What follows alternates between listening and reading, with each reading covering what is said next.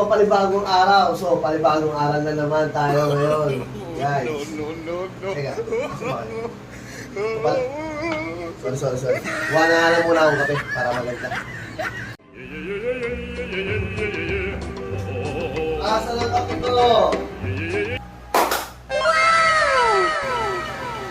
So, what's up guys? Good morning. So, panibagong araw at panibagong kalokohan na naman si Coops TV. Charot. So, panibagong aral na naman ang tatalakayin natin ngayong araw. So, ano nga ba yun? Sa karaniwan tinatanong sa akin, common na tinatanong sa akin ng mga co-hobbies natin, kung paano nga daw pala ako magpakain ng alaga akong brown corn. So, may kanya-kanya tayong pamamaraan ng pagpapakain ng brown corn. So, kung paano yung sa akin, samahan nyo ako. Tara. So, guys, ito yung mga flower horn feeds na meron ako dito ngayon sa bahay. So, ito, meron akong CN pellets, meron akong DWP, meron akong Koi King. Ay, yung Koi King na yan, ginagamit lang namin yan pang maintenance. So, minsan ginagamit namin yan sa mga fry, community fry. So, depende sa inyo kung ano yung available na pagkain at sana yung isda nyo. So, in my case, ito gamit ko ngayon. So, ang madalas kong gamitin dyan yung CN pellets. So, meron din akong mga enhancer, yung mga dasal na latin. So, ganyan lang, pag mag-i-enhancer, inahalo lang namin yan sa pellets. So, kung nakikita nyo, yan, may panghalo kami at may lalagyan kami ng haluan ng pellets. Pero sa ngayon, ito nga, may haluan kami ng pellets, pero hindi kami gagamit ngayon ito.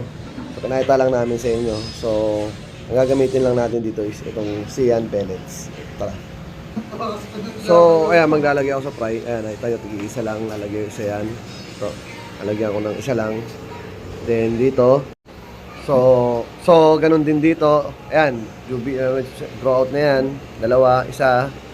Then dito rin, isa lang din. Dito rin, isa lang din. Dito, isa lang din. Ayan, dalawa pala yan, medyo malaki. So ayan, isa. So dito, malaki-laki na to, 4 to.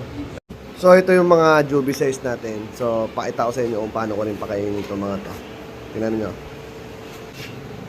So ayan, bigyan ko ng 4. Yan, 4 lang, 4 din.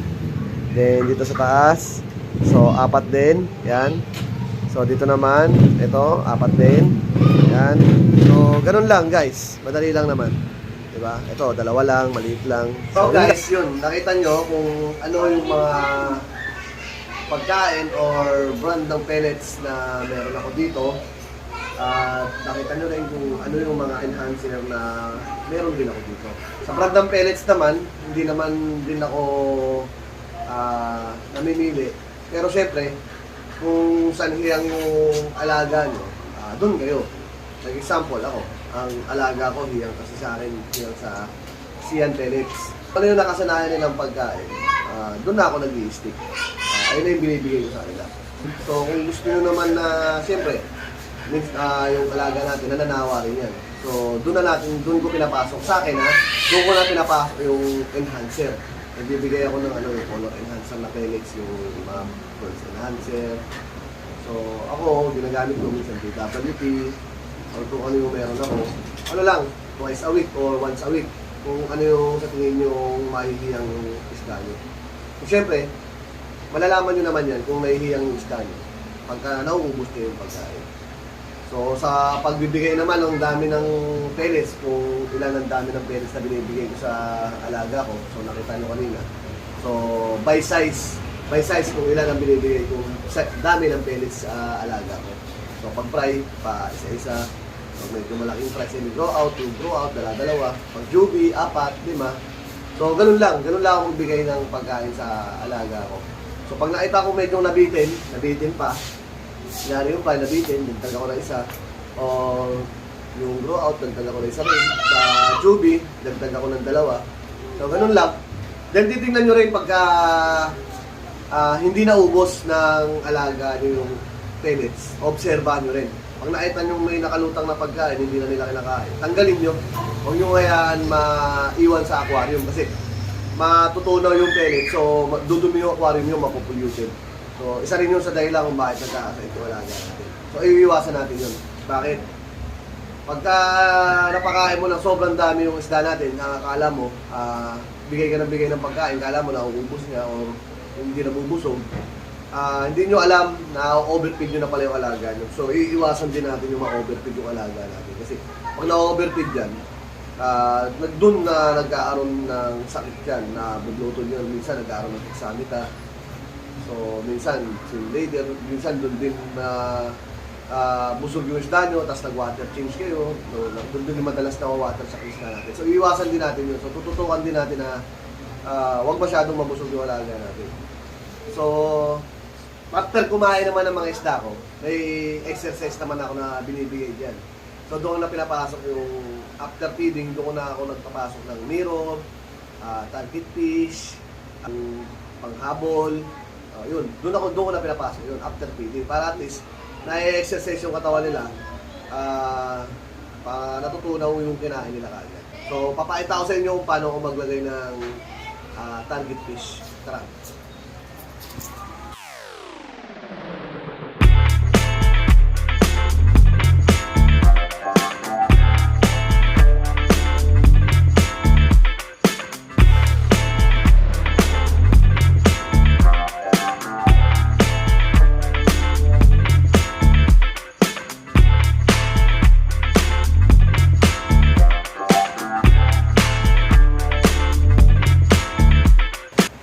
So guys, ayun. So, napakita ko na sa inyo kung paano o ano yung pamamaraan ng pagpapakain ng alagang flowerhorn ni FHA. So sana naway nakapulot kayo ng kahit konting aral sa mga pinakita ko sa inyo ngayong araw.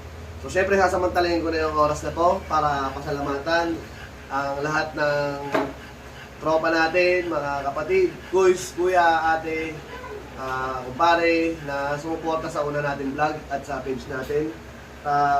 Salamat sa 500 followers at 1.2k viewers natin na one day pa lang.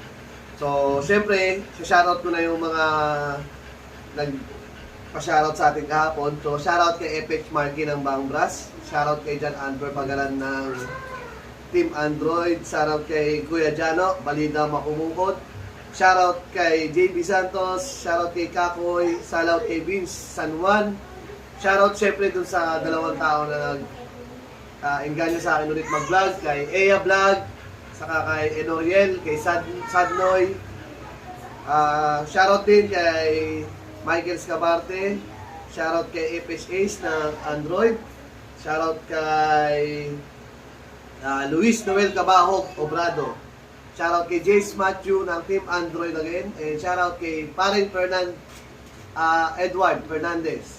So, shoutout kay Quiz Derek, shoutout kay Quiz JM Radip, shoutout kay Edmar Dugayo ng Team Android, shoutout kay Parin Samuel Malyari Batuang, and kay Kuya Daniel Ame, shoutout. Shoutout din kay Richard Angelo Yango. So, shoutout din sa Kuya Pare Van Ramirez ko at Tatay Ona ko na gumabay at umalalay sa akin kung bakit ako napunta ngayon dito rin at nakilala kahit paano sa mundo natin. So, hanggang sa muli, bukas, pag-aaralan naman natin kung ano yung uri ng mga alaga natin flowerhorn, kung ano yung mga types, kung ano yung kampa, kung ano yung kampasisi, kung ano yung sisi. So, bukas, samahan nyo ako ulit. Maraming salamat sa inyong lahat. This is your Coops TV! Yes!